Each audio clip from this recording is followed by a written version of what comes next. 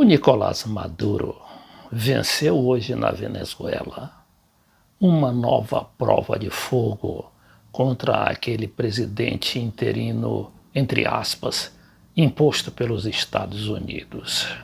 E mostrou que tem muito mais gente na rua do que a oposição venezuelana, que continua cada vez mais truculenta.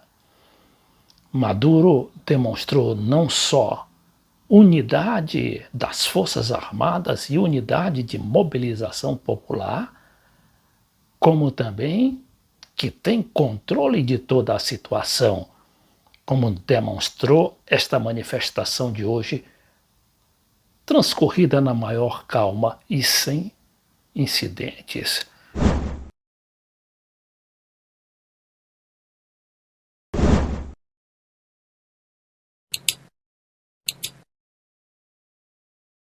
Então não se consumou aquele receio do efeito dominó do golpe da Bolívia sobre a Venezuela.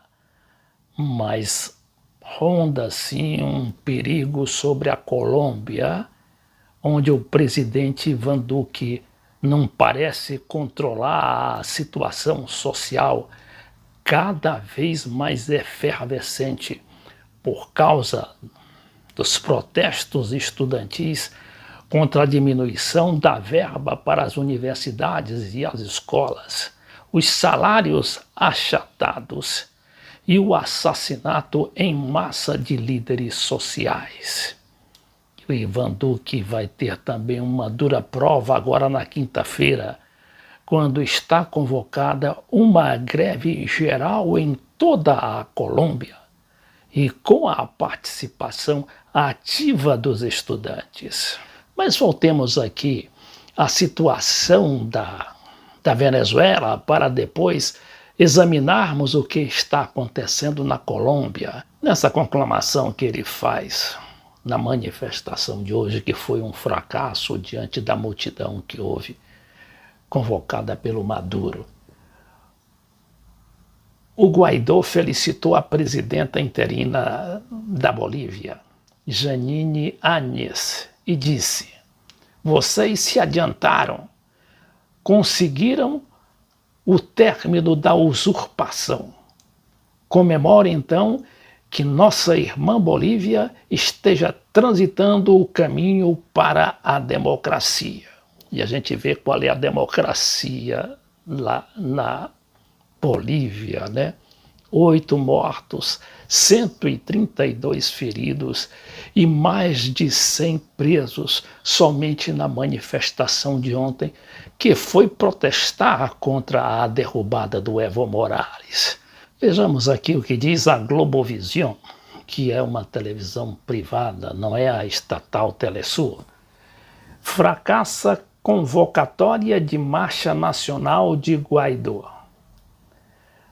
Uma profunda diminuição no poder de mobilização do líder opositor Juan Guaidó se evidenciou este sábado durante a marcha, o que reflete um desmoronamento em seu nível de popularidade e grande cansaço dos seguidores ante as promessas descumpridas pelo presidente da Assembleia Nacional, que é o mesmo Juan Guaidó. E a Colômbia, o que está acontecendo na Colômbia, projetada internacionalmente por causa da mídia, da influência da mídia como um país altamente estável e de uma democracia quase secular, só que uma democracia apenas para os setores oligárquicos, como é a própria mídia daquele país.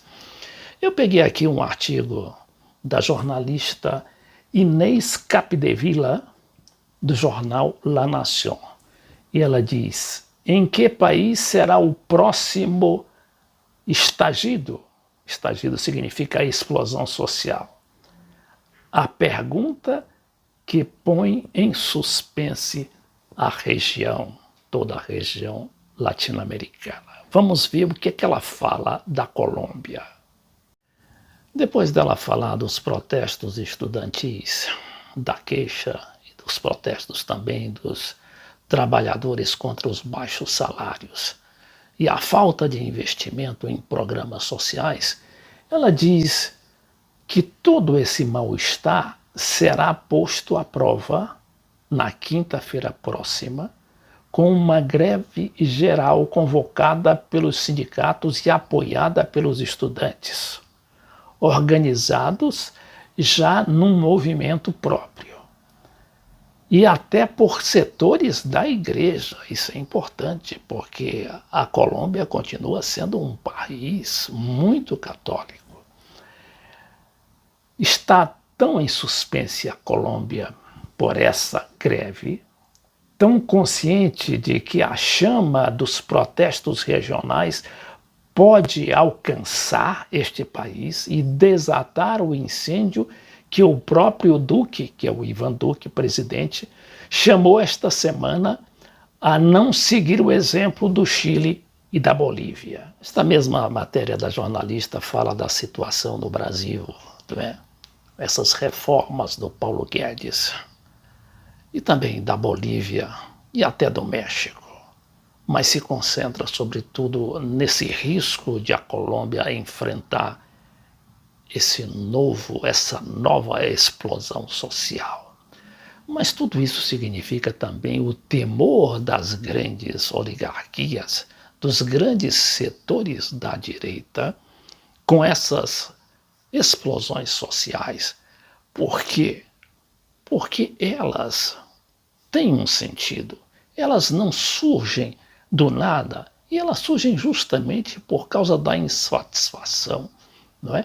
Do cansaço da população com essas políticas neoliberais, que, como no Brasil, na Argentina, na própria Colômbia e agora de volta à Bolívia, só trazem miséria social, só trazem baixos salários, provocados sobretudo por essas privatizações, privatizações selvagens que não levam em conta a necessidade de o país controlar os seus bens naturais, para que as populações tenham um mínimo de independência e de soberania sobre suas riquezas.